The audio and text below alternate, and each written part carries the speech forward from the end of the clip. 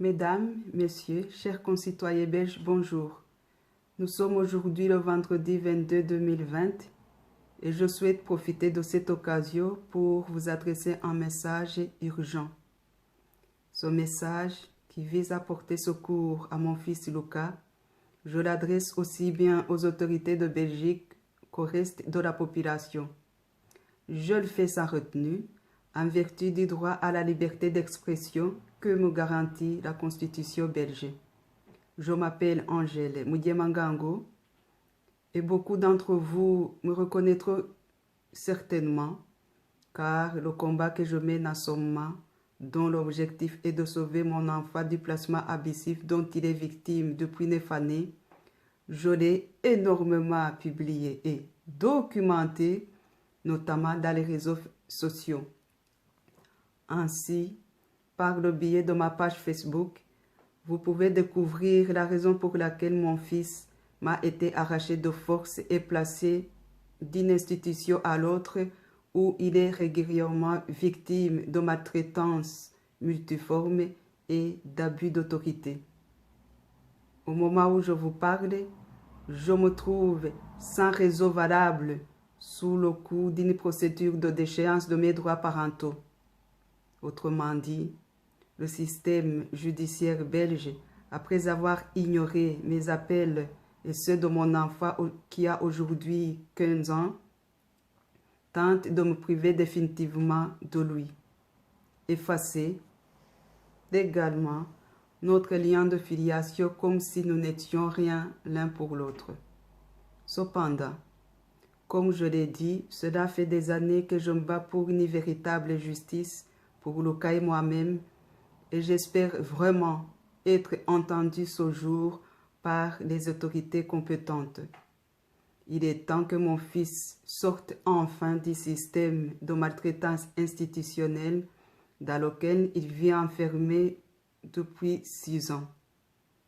Il est temps que moi, sa mère, puisse enfin à nouveau lui prodiguer au sein de notre foyer l'amour, le confort, les soins auxquels tout enfant a fondamentalement droit.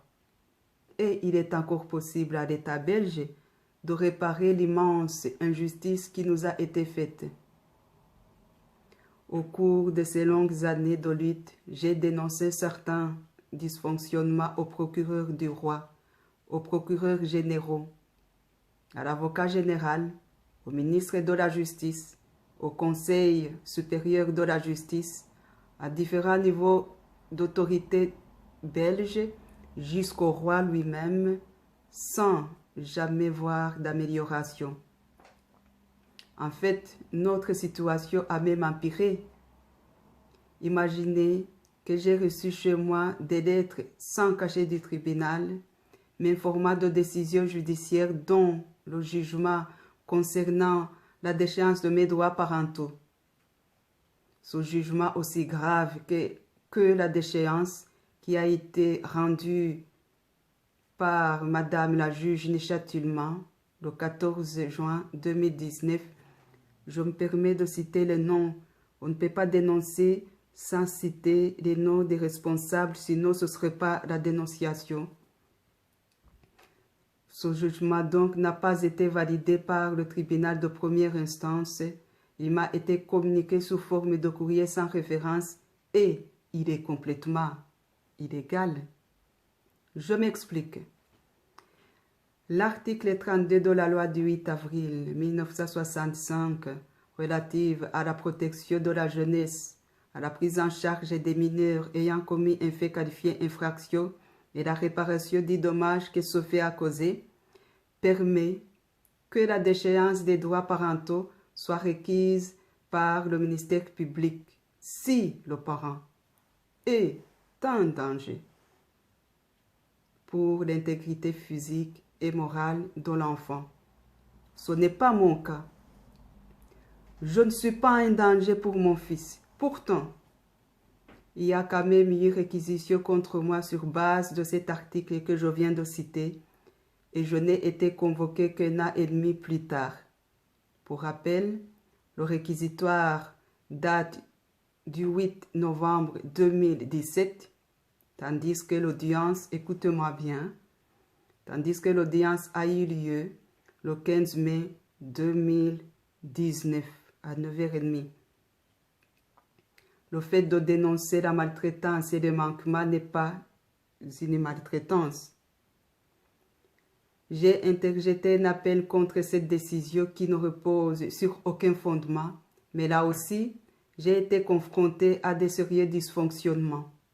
Ainsi, j'ai été convoqué par le substitut du procureur général, Madame Laurence Deteux, avec l'enfant Lucas et son père, qui pourtant ne sont pas partis dans cette procédure injuste de déchéance de mes droits maternels. Un rapport a été rédigé par la juge d'appel Madame Béatrice Chapeau en violation flagrante de la loi encore une fois, puisque l'article 1004, paragraphe 1 du Code judiciaire dit clairement que tout mineur a le droit d'être entendu par un juge dans les matières qui le concernent. Or, je le répète, je suis la seule personne concernée par la procédure de déchéance en cours contre moi. Cette procédure ne concerne ni le père de l'enfant, ni l'enfant, selon les termes de l'article que je viens de citer.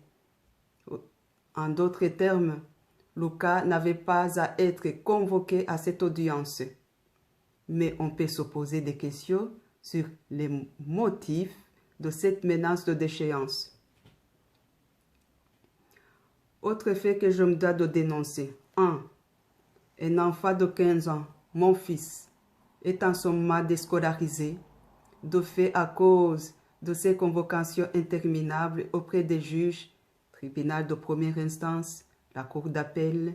Il nous est arrivé de comparaître devant le tribunal de première instance le 2 février, le lendemain le 3, comparaître devant la cour d'appel. Ces audiences se déroulent à une telle fréquence qu'il m'est difficile de m'organiser moi-même en fonction de telle ou telle audience. C'est à croire que le tribunal est devenu à la fois mon lieu de travail et l'établissement scolaire de mon fils, Lucas. 2. En plus de ces incessantes convocations judiciaires, Lucas se voit régulièrement amené dans des lieux hospitaliers sans mon accord, voire sans même que j'en sois informé. Pour rappel et pour votre information, je suis la maman. Non seulement je suis la maman, mais aussi je suis infirmière. 3.